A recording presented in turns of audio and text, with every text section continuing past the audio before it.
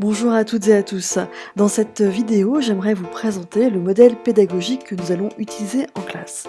Alors, on va retrouver dans les activités qu'on va faire en classe et hors classe, des éléments qui sont assez classiques dans l'enseignement, à savoir des travaux de groupe, des travaux autour de tâches complexes, des démarches d'investigation, des exercices bien sûr, des activités expérimentales et puis j'aurais pu mettre aussi des activités documentaires et des évaluations également. Mais l'objet de la vidéo ne porte pas sur ces différentes facettes de l'enseignement, elle va porter sur 2 autres entrées complémentaires qui vont permettre de mettre en place toute cette petite phase de l'enseignement et de l'apprentissage, à savoir la classe inversée et l'instruction par les pairs. Alors, j'aimerais donc faire un focus sur ces 2 entrées et les présenter donc très rapidement au travers d'une seule diapositive, en expliquant en gros quelles sont les différences entre une pédagogie par classe inversée et instruction par les pairs, et puis un enseignement qu'on peut qualifier de plus traditionnel. Alors, en fait, tout repose sur les temps d'enseignement et les temps d'apprentissage, ou plus précisément, à quel moment il y a un temps d'enseignement et à quel moment il y a un temps d'apprentissage. Donc l'enseignement, ça vient de «l'enseignant» entre guillemets. En général, dans un schéma classique, c'est un enseignement, donc ce temps-là se fait en classe. On dit encore parfois en présentiel, en présence.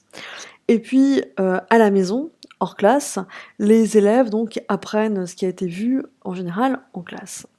L'idée de la classe inversée associée à l'instruction par les pairs, c'est tout simplement d'inverser ce schéma classique. Je m'explique. Le temps d'apprentissage, c'est-à-dire le moment où les élèves vont appréhender, vont prendre, j'ai envie de dire, des nouveaux concepts, se les approprier au travers, par exemple, de tâches complexes, au travers d'activités documentaires, etc. Ce temps-là va se faire en classe. Et puis le temps où finalement on va rassembler tout ce qui a été vu, le temps où on met par écrit, le temps qui s'appelle l'institutionnalisation, donc c'est-à-dire le temps où l'enseignant montre ce qui est important à retenir, met en relief les points forts du chapitre en cours, ce temps-là va se faire à distance, à la maison.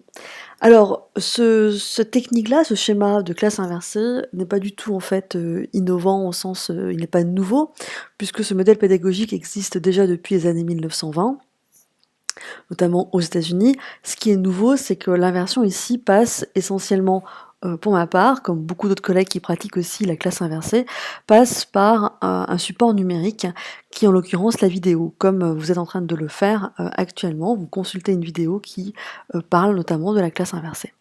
Alors, l'idée en fait, c'est que en classe, on, l'objectif finalement, c'est de laisser une place beaucoup plus grande aux activités en classe qui vont permettre les phases importantes d'apprentissage.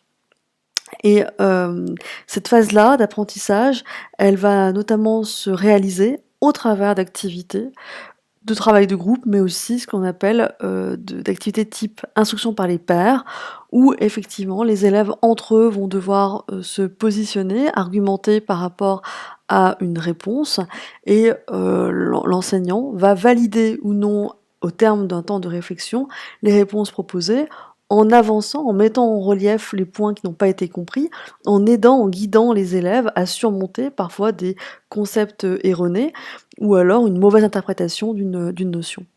Donc l'idée pour ce modèle pédagogique, c'est d'être plus présent en tant qu'accompagnateur, j'ai envie de dire, pendant le temps de présence en classe, et de permettre à l'élève d'avoir un temps à la maison pour se poser, pour se réapproprier toutes les notions qui ont été vues. Donc pour ma part, ce sera donc au travers de petites capsules vidéo, et chaque capsule vidéo se terminera par la consultation d'un quiz en ligne, et donc ces vidéos et ce quiz sont disponibles sur une plateforme qui est dédiée à cet effet, et qui est une sorte de support d'échange entre les élèves et moi-même. Voilà, donc si vous souhaitez des informations complémentaires, eh bien entendu vous pouvez toujours me contacter, et dans ce cas-là, je vous dis à bientôt.